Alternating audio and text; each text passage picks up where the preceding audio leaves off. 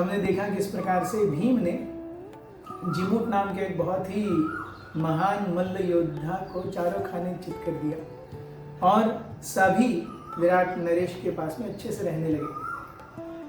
10वें महीने में विराट नरेश की पत्नी सुदेशना, उनका भाई जो था जिसका नाम था कीचक, कीचक की नजर द्रौपदी पर पड़ी। जब सुदेशना और कीचक दोनों बातें कर रहे थे तभी सैरंध्री द्रौपदी वहां पर आई। उसको देखते ही कीचक पूरी तरह से काम वासना में डूब गए। वो सोचने लगे अरे ये सुंदर स्त्री कौन है। और इससे पहले कि वो सुदेशना से पूछते, द्रौपदी से ही वो पूछने लगे, हे सुंदर स्त्री तुम कौन हो? तुम्हारे सुंदर शरीर ने मुझे पूरी तरह से लट्टू कर दिया है। तुम्हारे गौर वर्ण ने, तुम्हारे सुंदर गालों ने, बने घने घुंघराले केशों ने, मदमस्त आंखों ने, तुम्हारे अनार दानों जैसे दांतों ने, तुम्हारे वक्षस्थल ने, तुम्हारे नितंबों ने मेरे मन पर ऐसी छाप डाली है कि मैं तुम्हें भूल ही नहीं सकता हूं। तुम यहां पर क्या कर रही हो? तुम्हें तो मेरे जैसे एक महान व्यक्ति की पटरानी होना चाहिए। आओ मैं तुम्हें अपने यहाँ लेकर के चलता हूं। जैसे ही इस प्रकार से कीचक ने कहा, द्रौपदी कहने लगी कि मैं सैरंध्री हूं, मैं निम्न जाति की हूं और आपकी बहन सुदेशना के यहाँ पे सेविका का काम करती हूं। अगर आप मेरे साथ आए तो ये अच्छा नहीं होगा, ये आपके लिए ठीक नहीं होगा। मैं क्षत्रिय भी नहीं हूं, क्षत्राणी भी नहीं हूं, और उसके ऊपर मेरे पति हैं, मैं शादीशुदा हूं, तो इसीलिए इस प्रकार का अनैतिक कार्य मैं बिल्कुल भी नहीं कर सकती। कीचक कहने लगे अरे क्षत्रियों के लिए गंधर्व विवाह भी तो होता है, उसमें क्या अनैतिक है? जिसके अंदर जिसकी शक्ति है वो उस स्त्री को लेके जाएगा।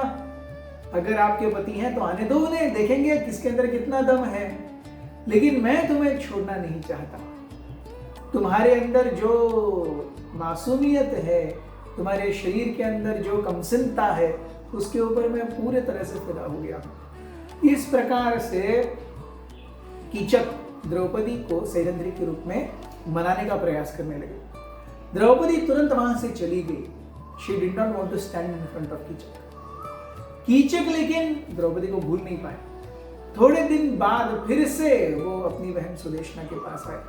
सुदेशना के पास आने के बाद उन्होंने कहा, देखो तुम्हारी ये जो सेविका है सैरंध्री, मैं उसे अपना बनाना चाहता हूँ, मैं उसके ऊपर पूरी तरह से पागल हो गया हूँ, किसी तरह से हमारी मीटिंग अरेंज करो। सुदेशना अपने भाई पर तरस खाते हुए कही कि देखो सैरंध्री ने मुझे वचन दिया है कि मैं उसे किसी के भी साथ अकेला नहीं छोड़ूंगी, लेकिन अगर तुम चाहते ही हो तो मैं एक बार कैसे तो तुम्हारे कमरे में उसे कुछ लाने के लिए आज्ञा देके भेजूंगी।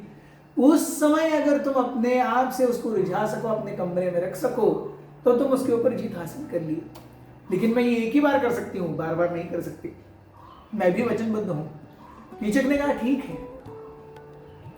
कुछ समय के बाद में सुदेशना ने सैरंध्री से कहा कि अरे आज हमारे यहाँ पर त्योहार है और मेरे भाई कीचक ने कहा है कि मैं बहुत ही विशेष प्रकार की मदिरा बनाऊंगा, तो कृपया जा करके वो मदिरा लेकर के आओ। मुझे विराट नरेश, मत्स्य नरेश महाराज विराट को वो मदिरा देनी है। तो जब सैरंध्री ने ये सुना, उन्होंने कहा कि हे रानी, मैंने आपसे पहले ही कहा था कि कृपया आप मुझे किसी भी परपुरुष के सामने अकेले नहीं भेजेंगे। आप वचनबद्ध हैं, आप ऐसा क्यों कर रहे हैं? आपने ही देखा कि इस प्रकार से कीचक ने, आपके भाई ने मुझसे बात की, क्या ऐसी परिस्थिति में मेरा उसके सामने जाना ठीक है? सुदेशना ने कहा कि नहीं नहीं, वो ऐसा कुछ नहीं करेगा।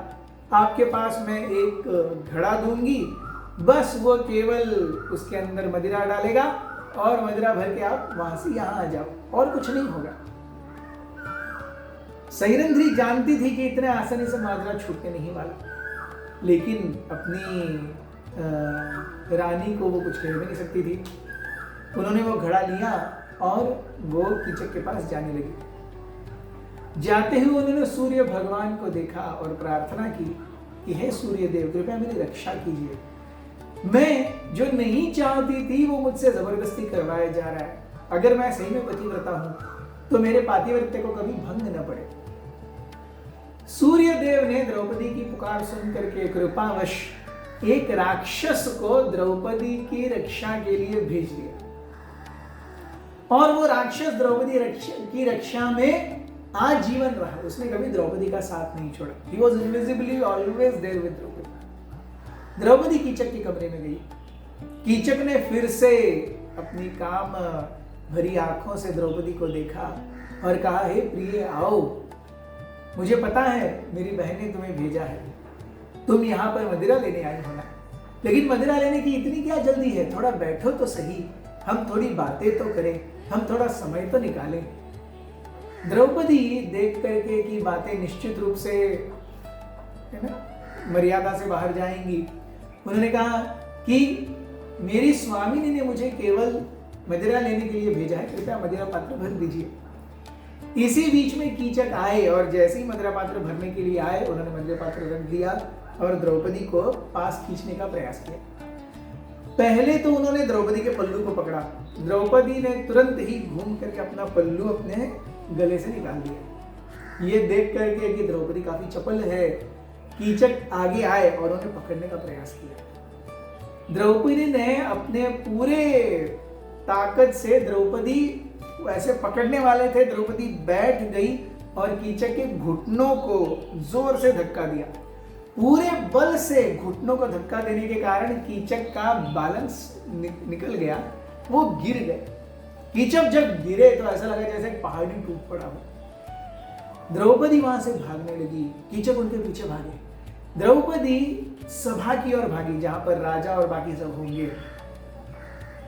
सभा को प्रवेश करते करते कीचक ने द्रौपदी को पकड़ लिया। द्रौपदी को पकड़ करके महाराज त्राही त्राही इतना बोलने तक, क्योंकि सबके सामने आ गई थी द्रौपदी, कीचक को उन्हें छोड़ना पड़ा।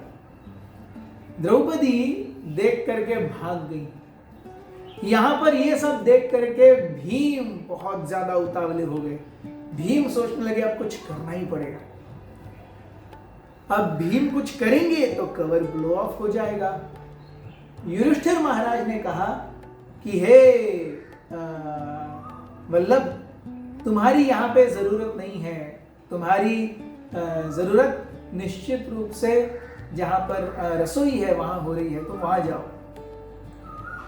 भीम अपने हाथों को मरोड़ते हुए, अपने दांतों को काटते हुए, गुस्से में आंखें लाल होते हुए वहां से चले गए।